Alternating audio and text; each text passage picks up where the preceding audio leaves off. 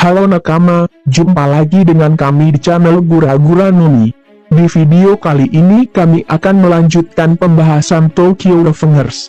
Di video sebelumnya yang kami bahas, Takemichi berhasil menyelamatkan Draken dari kematian, dan kembali ke masa depan.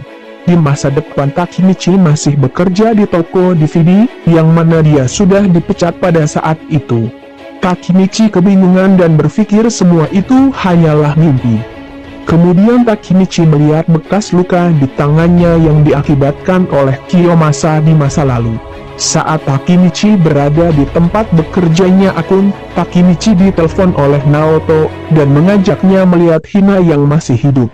Ternyata Takemichi berhasil mengubah masa depan di mana Takemichi berhasil menyelamatkan Hina dan Akun dari kematian. Sebelum kami memulai pembahasannya, untuk nakama yang belum mensubscribe channel ini, silahkan disubscribe terlebih dahulu. Kalau sudah, terima kasih. Chapter kali ini dibuka dengan ingatan Takemichi yang mendengar berita tentang kematian Hina yang disebabkan oleh geng Tokyo Manji. Kemudian terlihat Takemichi sedang berada di dalam mobil. Takemichi mengatakan, "Sekarang aku bisa bertemu dengan Hina dan Hina masih hidup." Ternyata Takemichi akan pergi ke rumahnya Hina dengan Naoto. Naoto membicarakan tentang kematian kakaknya yang dia cari di internet tapi tidak menemukannya. Hal itu menandakan Hina masih hidup. Naoto juga tidak percaya kalau Takemichi dapat berhasil menyelesaikannya, karena Takemichi adalah seorang pecundang. Hal itu membuat Takemichi cukup kesal. Takemichi sangat senang karena dapat melihat Hina di masa ini. Sampainya di tempat Hina tinggal, Takemichi penasaran apakah Hina berubah? Kemudian Naoto memperjelaskan bahwa Hina sekarang sudah menjadi wanita yang anggun, dan sekarang Hina menjadi guru SD. Hal itu membuat Takemichi cukup terkejut dan berhalusinasi bahwa Hina masih merindukannya. Kemudian Takemichi berpikir dirinya tidak dapat bertemu dengan Hina, bahkan jika Takemichi bertemu dengan Hina, itu pasti tidak sama dengan 12 tahun lalu. Kemudian Takemichi memanggil Naoto dan mengatakan, "Aku tidak bisa bertemu dengan Hina." Hal itu membuat Naoto sedikit terkejut. Kemudian Takemichi mengatakan, "Aku menyelamatkan nyawa Hina, tapi saat aku memikirkannya, bukan berarti dia tahu soal itu kan? Naoto, kau bisa bertemu dengannya karena kau adalah adiknya, tapi aku hanya orang asing." Kemudian Takemichi berbalik keluar sambil mengatakan, "Jika ia sudah hidup bahagia, itu sudah cukup bagiku." Pada saat Takemichi menuju keluar dari gedung tempat tinggal Hina tersebut, Takemichi terlihat sedikit kecewa, karena hidupnya di masa sekarang ini tidak berubah sama sekali. Takemichi masih berjaka berumur 26 tahun. Meskipun Takemichi dapat merubah masa kini, tetapi dia sendiri tidak berubah sama sekali. Takemichi bisa melompati waktu, tetapi Takemichi merasa dirinya orang yang tidak berguna hingga ke akarnya, dan merasa akan kembali ke kehidupan lamanya. Saat Takemichi membuka pintu, dia kaget dengan sosok Tachibana Hinata yang berada di depannya. Dia berpikir bahwa ini adalah halusinasi. Tetapi itu bukan halusinasi, itu adalah kenyataan, bahwa Hina berada di depannya. Takemichi teringat semua kenangannya dengan Hina di masa lalu. Lalu Takemichi menangis bahagia melihat Hina berada di depannya dan masih hidup. Hina menanyakan ke Takemichi, "Apa ada yang salah?" Kemudian Takemichi mengatakan, "Kau ada di sini dengan mata yang sama seperti saat itu." Kemudian kita diperlihatkan sosok Hina yang sangat cantik dan mengatakan, "Takemichi-kun, kau selalu muncul entah dari mana." Lalu scene berpindah ke tempat tinggalnya Hina. Di sana ada Naoto, Takemichi dan Hina. Suasana di sana bisa dilihat cukup hening, karena Takemichi dan Hina terlihat cukup grogi berbicara satu sama lain. Kemudian Takemichi mengatakan, "Cuaca hari ini cukup bagus ya, padahal cuaca di luar sana mendung." Naoto heran dengan mereka berdua. Setelah 12 tahun tidak bertemu, Takemichi dan Hina cukup gugup berbicara satu sama lain. Naoto yang hendak pulang, ditahan oleh Takemichi. Takemichi tidak tahan duduk dalam keheningan tersebut. Hati Takemichi bisa meledak keluar dari dadanya kalau Naoto meninggalkannya berdua dengan Hina. Takemichi berpikir Naoto adalah sahabatnya dan Naoto mengatakan, "Kita bukanlah sahabat." Terlihat pada panel tersebut Hina sedang menahan tawanya karena tingkah Takemichi. Kemudian terlihat Hina pun tertawa karena tingkah Takemichi tidak berubah sama sekali. Lalu Takemichi dikejutkan dengan kalung yang dipakai oleh Hina. Kalung tersebut persis seperti kalung pemberian Takemichi yang berbentuk semanggi berdaun 4. Kemudian Naoto menyarankan mereka pergi keluar dengan mobil, dan Naoto yang mengendarainya. Pada saat mereka berada di dalam mobil, keadaan tidak berubah sama sekali.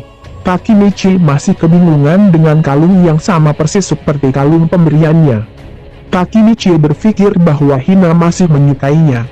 Kemudian Hina menyuruh untuk menghentikan mobilnya, dan mengajak Takemichi berjalan kaki pergi ke sebuah taman. Taman itu sungguh taman yang nostalgia bagi Hina, karena Hina datang dengan orang yang dia sukai pada saat malam Natal. Takemichi berpikir Hina sudah mempunyai pacar, apalagi Hina sudah berumur 26 tahun. Terlihat flashback di mana Takemichi memutuskan hubungannya dengan Hina. Takemichi mengatakan, "Sungguh, jadi tempat ini cukup penting. Hina tidak bisa melupakannya sama sekali. Tempat ini adalah di mana orang yang disukai oleh Hina tersebut mencapakannya." Terlihat Takemichi tidak ingin mendengar perkataan Hina tersebut, dan menanyakan, "Jadi sungguh ada orang yang ingin mencapakanmu, Hina?" Bahkan sampai sekarang Hina tidak mengerti kenapa orang tersebut mencapakannya. Kemudian terlihat Hina menangis sambil menanyakannya, "Katakan kenapa kau melakukannya, Takemichi-kun?" Hal itu lantas membuat Takemichi menjadi terkejut, dan Takemichi langsung lari ke toilet. Takemichi nampaknya tidak percaya, di masa kini dialah orang yang mencapakan Hina, dan Hina masih menyukai Takemichi. Lalu Takemichi membasuh mukanya, dan berniat untuk berubah dan mengungkapkan perasaannya pada Hina.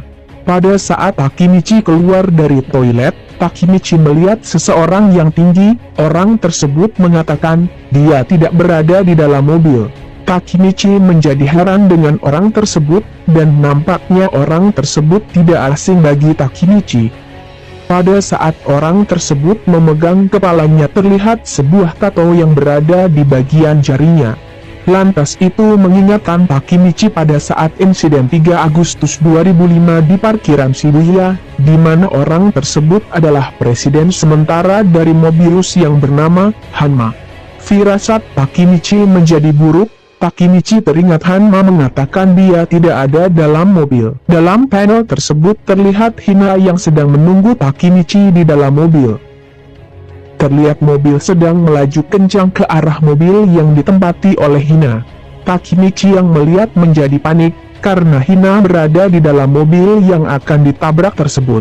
Dan mobil yang ditempati oleh Hina pun ditabrak dan hancur. Lantas Takemichi berteriak dan lari menuju ke arah mobil Hina tersebut. Pada saat Takemichi mendekati mobil yang ditempati Hina tersebut, terlihat seseorang dari mobil yang menabrak Hina tersebut. Dia mengatakan, "Kenapa kau tidak ada di dalam mobil?" Takemichi pun tidak percaya dengan semua ini. Ternyata orang yang menabrak Hina tersebut adalah Akun. Ternyata Akun adalah salah satu anak buah dari Kisaki, dan semua anggota Toman juga adalah anak buah dari Kisaki. Akun melakukan semua ini atas perintah dari Kisaki. Dia tidak berani menolaknya, karena dia terlalu takut dengan Kisaki. Kemudian Akun mengatakan, "Selamatkanlah semuanya, pahlawan cengeng." Hal ini membuat Takemichi tidak ingin mendengarnya lagi, di mana Akun sudah mengatakannya pada saat dia bunuh diri di episode 4. Terlihat Takemichi sangat marah. Takemichi mengatakan, "Semuanya sama. Tidak ada yang berubah. Harusnya ini berbeda, kan?" Kemudian terdapat ledakan dari mobil Akun tersebut yang membuat Takemichi terpental. Lantas Takemichi langsung mendekati mobil Hina tersebut. Terlihat di sana Hina masih sadarkan diri. Kemudian Takemichi memukul kaca mobil tersebut untuk menyelamatkan Hina.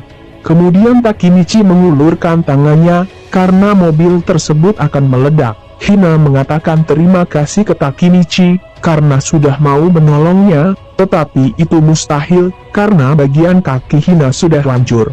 Kemudian Takemichi masuk ke dalam mobil tersebut dan memeluk Hina sambil mengatakan, "Aku mencintaimu." Hal itu membuat Hina senang, dan menyuruh Takemichi pergi. Hina tidak ingin orang yang berharga baginya mati. Kemudian Hina mendorong Takemichi keluar dan mobil Hina pun meledak.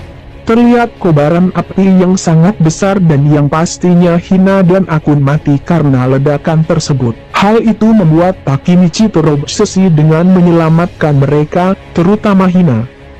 Takemichi tidak peduli berapa kali dia gagal, dia akan melakukannya lagi dan lagi, sampai dia mencapai masa depan di mana ia menyelamatkan Hina. Kemudian Takemichi memutuskan sambil melihat kobaran api yang sangat besar tersebut, dia akan naik ke puncak Toman. Nah, itulah yang menjadi akhir dari chapter kali ini. Penasaran dengan chapter selanjutnya? Apakah Takemichi akan berhasil mencapai puncak Toman?